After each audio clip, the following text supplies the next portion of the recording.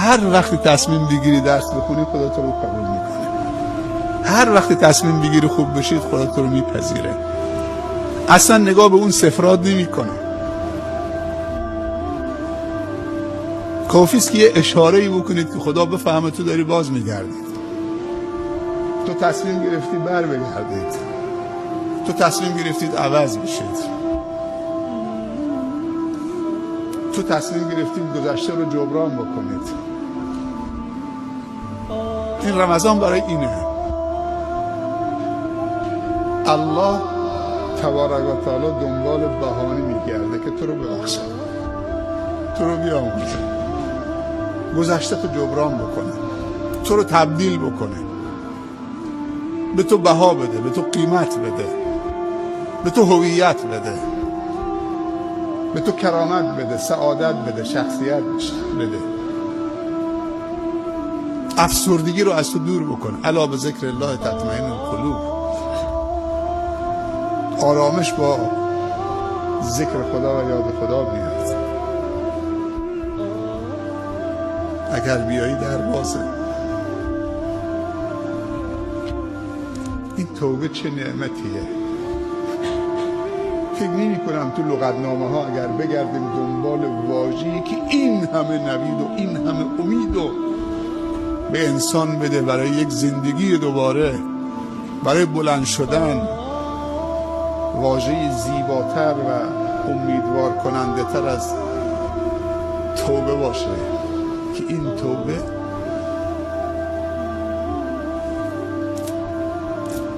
با شروطش وقتی تحقق پیدا میکنه. سبحان الله.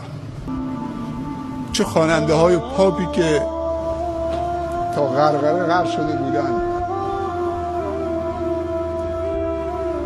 از عیش های کاذب، از فحشا، از فساد، از هر چیزی که بگید. یکیشون کات استیفنزه که خواننده پاپ مشهور انگلیس بود، اروپا بود. برید داستانش بخونید، خیلی تکان دهنده است.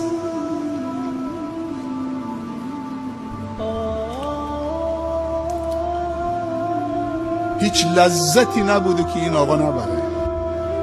تا دلت بخواد پول، تا دلت بخواد شهرت، تا دلت بخواد عیش و نوش، خوشگذرانی تو قلب لندن بس سل میگیره. داستانش رو بخونید. یک کتابی هست، زندگی نامه بیش از 100 نفر از شخصیت‌های برجسته جهان و داستان اسلامشون رو به یک زبان شیوا و رسا و گویایی مطرح میکنه. از آهنگ پاپ تا آهنگ ناب عنوان این کتابه. داستان کشیشایی که مسلمان شدن، رو به قبله اسلام ایستادن. داستان هنرپیشه هایی که مشهور در دنیا بودن، چطوری توبه کردن، مسلمان شدن. داستان ورزشکاران به نام، داستان فیلسوفان به نام مثل روژه جارودی که بزرگترین فلسفه‌دان خودش و همسرش فرانسه بود. بعد از 30 سال تحقیق رو به قبله علم می ایسته و میگه اشهد ان لا اله الا الله و اشهد ان محمد رسول الله.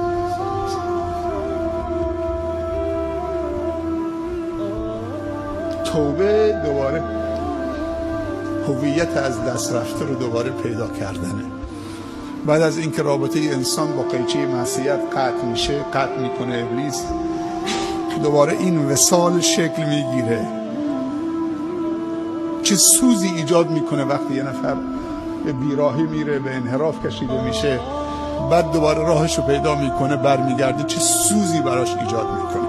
سبحان الله. چه شور و شوقی و شعفی براش ایجاد میکنه دوباره آشتی کردن با الله مهربان.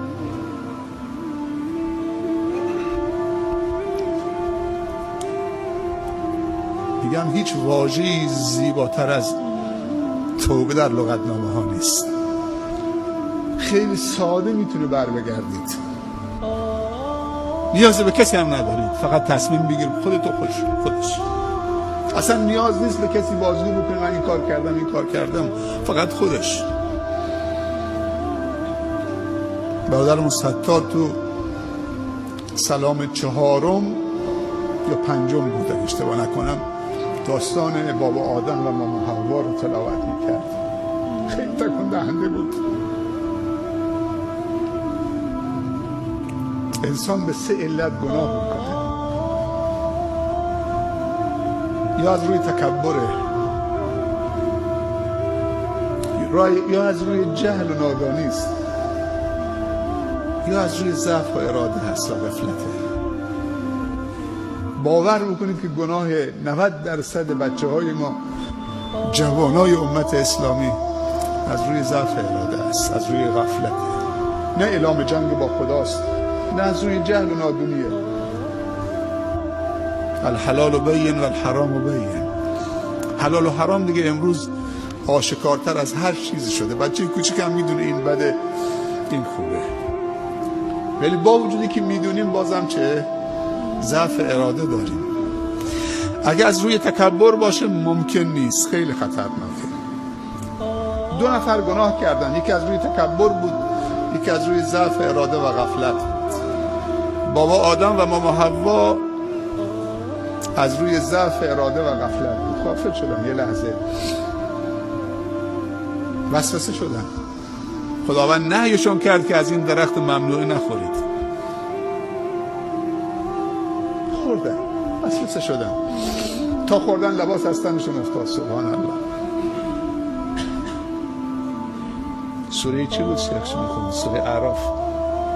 داستان بابا آدم و ماما حوا تو سوره اعراف.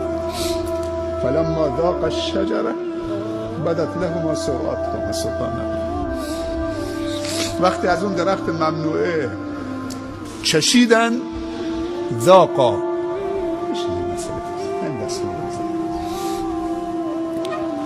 تذوق چشیدنه. فلما ذاق الشجره بدت لهما سوآتهما. سبحان الله. وقتی از اون درخت ممنوعه چشیدن عورتشون مکشوف شد، مثل که لباس از تنشون افتاد. سبحان الله. معصیت آدمو لخت میکنه، عریان میکنه، مکشوف میکنه. خداوند میگه و لباس التقوی ذلک خیر. اون لباس شرم حیاست، لباس تقوا. تو وقتی گناه میکنی اگه 100 تا لباس هم تنت باشه عریانی.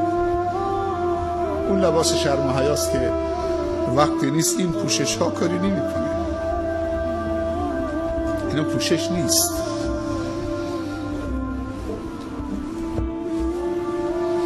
فاتفقا یخصفان علیهما من ورق الجنه. دیگه دست پاچه شدن، اصلا خودشونو گم کردن، هول شدن. برگای درخت میکندن رو شرمگاهشون، رو عورتشون میگذاشتن.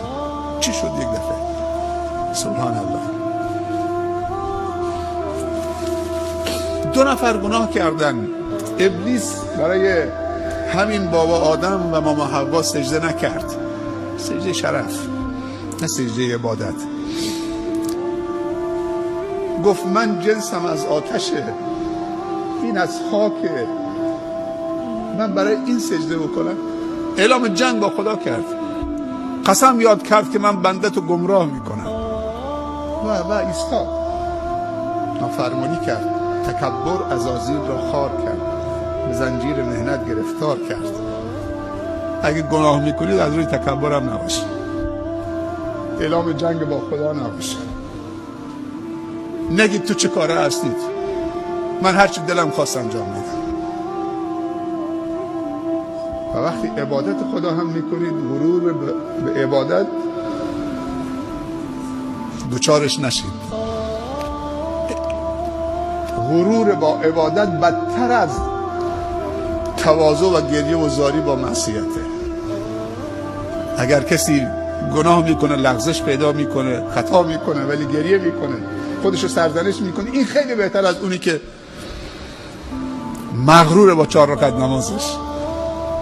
وقتی سجده میکنید دعا بکنید خدایا خودت مهر قبول بزن، دیگه بیشتر از من بر نمی آمد. این چیز ناقصه، ناچیزه. خدای تو مهر قبولش بزن تا لایق و زیبنده درگاه تو باشه.